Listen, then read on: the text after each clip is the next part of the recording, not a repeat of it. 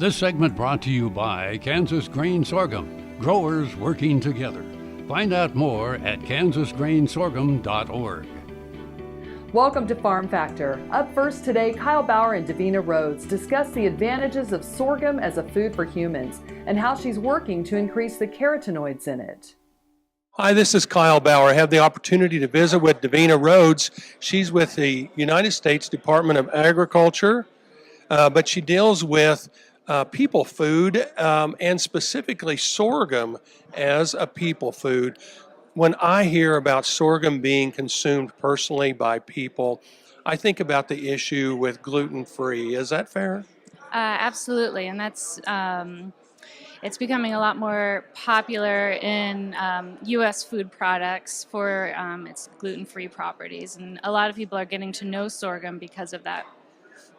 Is there any limit to what sorghum can be used for when it's replacing, I guess I'll say, a wheat product or a wheat flour? There is. It can't rise on its own. So if we want any bread that rises, we need to mix it with wheat. But we can make a lot of flatbreads with it, tortillas. So it can be incorporated into those products. When we look at exporting sorghum for consumption by people, I think of Africa. Is that mainly because of the gluten issue, or is it because they're used to using the product? They're used to using the product. In some areas of Africa and Southeast Asia, it's a staple crop. And so a lot of people are just consuming it on a daily basis. It's incorporated into their food.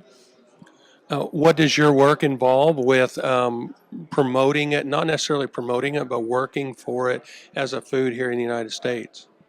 So right now I'm working on a project for trying to look at the increasing carotenoids in sorghum. So carotenoids are precursors to vitamin A.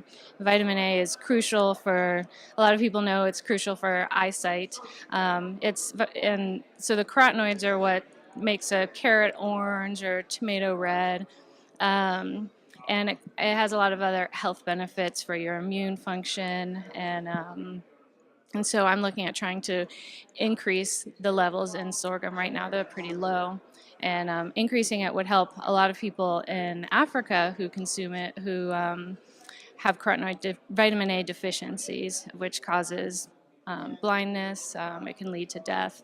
And then in the U.S., there's probably only half of the population is getting the actual recommended daily allowance of the carotenoids. So I had no idea.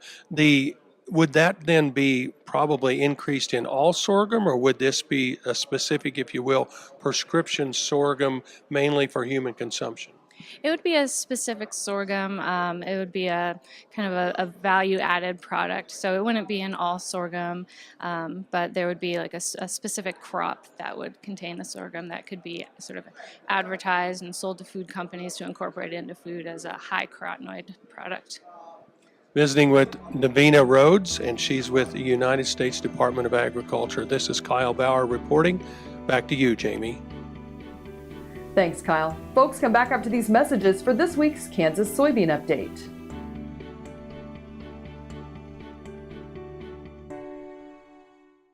KFRM is one of the largest farm radio stations in the nation, dedicated to informing and entertaining rural listeners from northern Oklahoma to southwestern Nebraska. You can catch KFRM in many ways. Of course, 550 on the AM dial, streaming at kfrm.com, or on your smartphone by going to the TuneIn Radio app, or on Ag AM in Kansas on Tuesdays and Facebook every day of the week. KFRM, tune us in. You'll be glad you did.